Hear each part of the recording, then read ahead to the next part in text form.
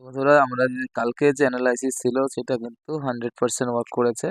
তো আমরা বলেছিলাম যে এখান থেকে কিন্তু এর নিচে আসলেই, এর নিচে যদি আসে তাহলে কিন্তু একটা বড় ব্রেকডাউন কিন্তু আসবে। তো দেখো আজকে কিন্তু প্রায় 350 পয়েন্টের একটা ব্রেকডাউন নিফটিতে দেয়।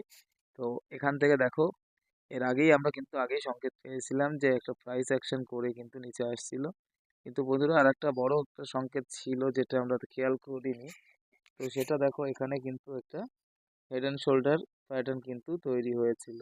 তো সেক্ষেত্রেও কিন্তু একটা নেগেটিভ সাইন কিন্তু আমরা এখানে পেয়েছিলাম। তো দেখো এখান থেকে একটা বড় ফল কিন্তু আমরা নিচের দিকে পেয়েছি। তো বন্ধুরা আরও কত আসতে পারে, তো দেখো নেক্সট আমাদের যে লেভেলটা বেরিয়ে আসছে সেটা হচ্ছে 22,900 পর্যন্ত কিন্তু নিফটি চলে আসতে পারে।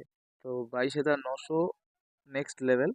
তার আগে সাপোর্ট নেবে কিন্তু ছোট ছোট আরও অনেক লেভেল রয়েছে, যেমন ধরো 23,400 আমরা এর আগে একটা সাপোর্ট লেভেল দিয়েছিলাম। তো সেই পর্যন্ত কিন্তু একটা টার্গেট আমাদের আপাতত আছে। তো সেখান থেকে মার্কেটে কিন্তু একটু কেনা হতে পারে, বাইং হতে পারে। তো সেই জন্য এখান থেকে কিন্তু শর্ট করারও কোনো দরকার নেই। মার্কেট এখন এমন একটা জায়গায় রয়েছে, তো এখান থেকে নিচেও আসতে পারে আবার উপরেও যেতে পারে। তো নিচে আসার সম্ভাবনা দেখো বন্ধুরা এখনও কিন্তু রয়েছে, কারণ মার্কেটে যেভাবে ফলিং হচ্ছে আর এখন কিন্তু একটা প্যানিক প্যানিক সেলিং চলে আসবে। তো সেই প্যানিক সেলিং এর কারণে কিন্তু এখানে আপনাদের এখন সাবধানতার সঙ্গে ট্রেড করা উচিত। তো যাই হোক, তো এখান থেকে দেখো এখান থেকে রিভার্সাল হতে গেলে এখানে কোনো একটা বুলিশ প্যাটার্ন তৈরি হতে হবে।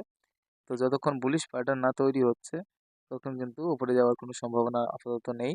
তো দেখা যাক কালকে কি তৈরি করে। তো বন্ধুরা, আহ, এরকমই আপডেট পাওয়ার জন্য আমাদের চ্যানেলটিকে সাবস্ক্রাইব করুন, আর ভিডিওটি ভালো লাগলে বন্ধুদের সঙ্গে শেয়ার করুন। দেখা হচ্ছে পরের ভিডিওতে। ততক্ষণের জন্য বাই বাই।